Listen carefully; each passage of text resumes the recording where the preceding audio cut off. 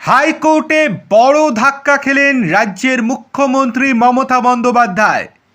মমতা বন্দ্যোপাধ্যায়ের হাত পা বেঁধে দিল কলকাতা হাইকোর্ট, দিল চরম হুঁশিয়ারি।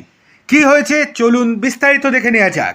তার আগে আপনাদেরকে বিনীত অনুরোধ, ভিডিওটি ভালো লেগে থাকলে লাইক, কমেন্ট, অনেক শেয়ার এবং সাবস্ক্রাইব করতে একদম ভুলবেন না।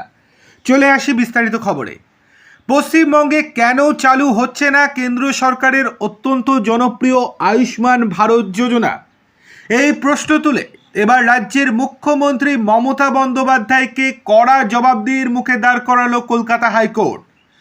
মঙ্গলবার এই সংক্রান্ত এক জনস্বার্থ মামলার শুনানিতে প্রধান বিচারপতির ডিভিশন বেঞ্চ রাজ্য সরকার এবং মুখ্যমন্ত্রীকে তাদের অবস্থান স্পষ্ট করার নির্দেশ দিয়েছে।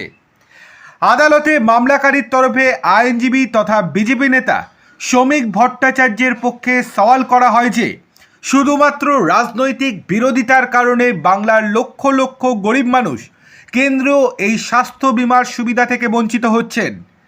কেন্দ্রের এই প্রকল্পে প্রতি পরিবার বছরে 5 লক্ষ টাকা পর্যন্ত বিনামূল্যে চিকিৎসার সুযোগ পায়, যা দেশের অন্য রাজ্যে চালু থাকলেও বাংলায় ব্রাত্য। মামলার সওয়ালে অভিযোগ করা হয় মুখ্যমন্ত্রী শুরু থেকেই এই প্রকল্পের বিরোধিতা করে আসছেন, যার ফলে রাজ্যের সাধারণ মানুষ আধুনিক চিকিৎসা পরিষেবা থেকে দূরে সরে যাচ্ছেন। কলকাতা হাইকোর্ট বিষয়টি অত্যন্ত গুরুত্ব সহকারে বিচার করে রাজ্য সরকারকে নির্দেশ দিয়েছে যে আগামী 4 সপ্তাহের মধ্যে হলফনামা দিয়ে তাদের সুনির্দিষ্ট বক্তব্য জানাতে হবে। কেন এই প্রকল্প রাজ্যে কার্যকর করা সম্ভব হয়নি তার কারণ দর্শাতে হবে নবান্নকে। এই রায়ের ফলে রাজ্য সরকারের ওপর চাপ কয়েক গুণ বেড়ে গেল বলে মনে করছে ওয়াকিবহল মহল। এখন দেখার 4 সপ্তাহ পর হাইকোর্টে কী যুক্তি সাজায় মমতা বন্দ্যোপাধ্যায় এবং তার সরকার।